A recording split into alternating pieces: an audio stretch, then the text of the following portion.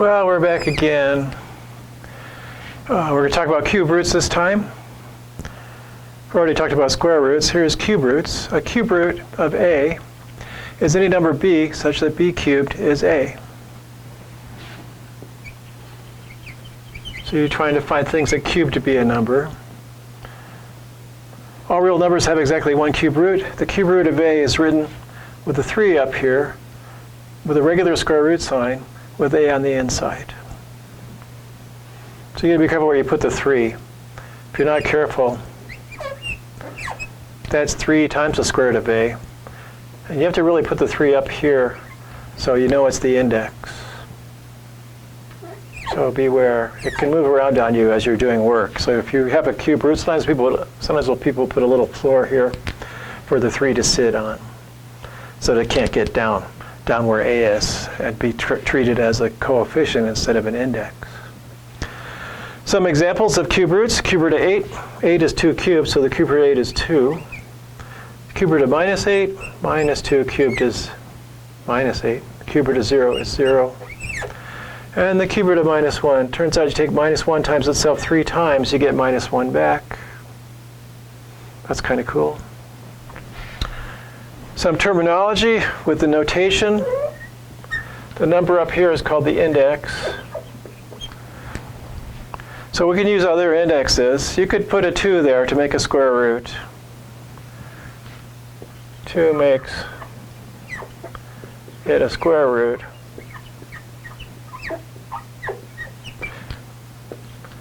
Ordinarily, we don't put the index if it's a square root, but you can. This guy underneath the radical sign is the radicand. And we just call this the radical sign or radical symbol. Like that.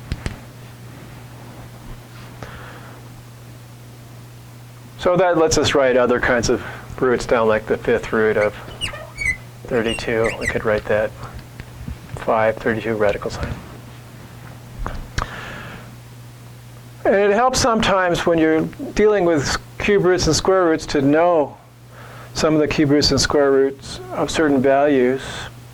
And those certain values will be the squares and cubes of positive integers, or maybe they'll be negative integers, but you get the same values when you cube them, opposite sign, square them, same sign. So we'll just look and see what happens when we square these values. So 4, 9, 16, 25, 36, 49. 64, 81, 100. So that would appear in a 10 by 10 number facts multiplication chart. 11 squared is 121, and 12 squared is 144. So that's nice. The cubes aren't as well memorized. 2 cubed is 8, 3 cubed is 27. 4 cubed is 4 times 16, that's 64. And 5 cubed is 5 times 25, that's 125. And then things get more interesting.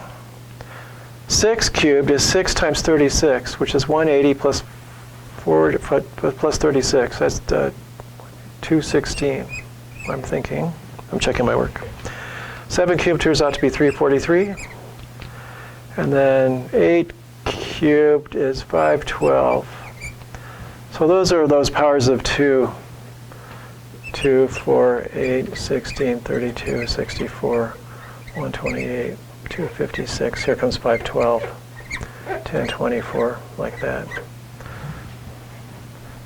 They're also nice to know. So 8 is 2 cubed. So when you cube 2 cubes, you get 2 to the 9th. So 1, 2, 3, 4, 5, 6, 7, 8, 2 to the 9th. Right there. And the 1024 is 2 to the 10th. That's a nice number to know. That's a computer science type number. It's a base 2,000, 2 to the 10th. That's where the term megabyte comes from. 1024 bytes, megabyte. And then things get worse. 81 times 9 is 729. Here's 1,000. Here's 1331. That looks like comes out of Pascal's triangle, if you know what I'm talking about. And this one I just can't memorize. I've got it here though, 17, 28, 12 cubed. So it's nice just to have some familiarity with some of these numbers when you're trying to do things involving cubes, recognizing that they're cubes at least, then figuring out what they're the cube of. So when I see 343, I should be thinking it's the cube of something. I might know it's 7 cubed, but knowing it's a cube can help me. All right, so that's cube roots. Imagine what's going to come up next is like these kind of things, these nth roots here, 5th roots, 6th roots, and so on. So we'll see that in a minute. And I got to clean off the board to get that done, and I'll see you in a minute.